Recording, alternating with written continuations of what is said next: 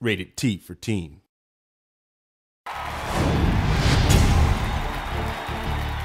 What's up, guys? Nevin Dravinsky, producer on UFC Undisputed 2010, coming to you from the famed Black House Gym, once again in an undisclosed location somewhere in Los Angeles, California. I'm joined here by Mr. Ed Soares, co-owner of the Black House Gym. Thank you so much. Oh, it's my pleasure. We're going to talk today about some of the improvements and enhancements to the UFC Undisputed 2010 career mode. I think what you'll find is a much more immersive experience, much more representative of what real fighters go through. We have weigh-ins, a lot more interviews. We also have this concept of starting rivalries, and you get to kind of pick a fighter voice, and throughout the interviews you can decide what kind of response you're going to give about your opponent, about your sponsors. I mean, Ed, you've been a manager for a long time. You've kind of gone through this. I never really get any sort of antagonistic feelings from your guys. Is it just absolute confidence that these guys have? Definitely is confidence, but I just think that all of our guys are really good guys, and they're, you know, all of the guys I manage, I tell people all the time, it's more like a family. It's more a group of guys that there's no one that I manage that I wouldn't let stay at my house. The game will actually track how you actually proceed in the game. If you're a guy that does a lot of head kicks in the game, eventually your opponents will start taking you down, or, you know, going to the ground, trying to exploit your weakness. Rogan and Goldberg might call out, like, the guy's knocked out his last 5 opponents via head kick, so you can't use the same game plan over and over again.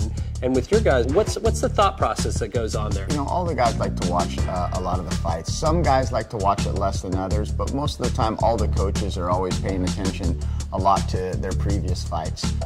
Every fight is different.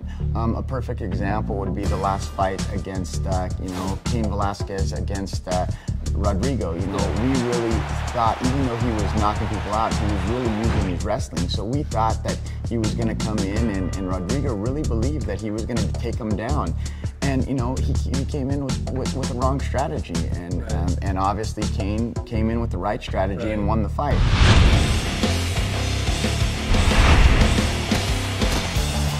So much like in the real UFC, we give players the opportunity to train at different camps. This year it's not boxer, wrestler, you know, Muay Thai, Jiu-Jitsu guy.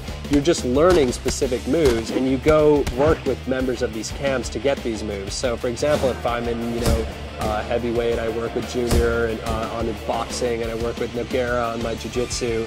And as a result, I'll get these specific moves that I'll be able to apply to my fighter. So, in career mode, on top of being able to create my own fighter, I could create my body type, my weight class, what brand shorts I wear, what sponsors I have, and then I can also choose what camp I want to go train with. Correct. And all of these things get unlocked in tiers. When you first start out in your career, nobody knows you, nobody wants to sponsor you, you know. But if you fight better, if you start winning, people will start to recognize you, notice you, and want to offer you stuff. You've had like a long career and history with these guys, and kind of watched them all grow up. You know, they came from all different places. Lyoto, he got his first fight in the US here, was in the WFA. And what a great segue. You know, in our career mode, we have this aspect of where instead of, you know, jumping right into the UFC, you actually start off your fights in the WFA, much like Lyoto, and then at some point, if you perform well, you actually get to move up into the UFC.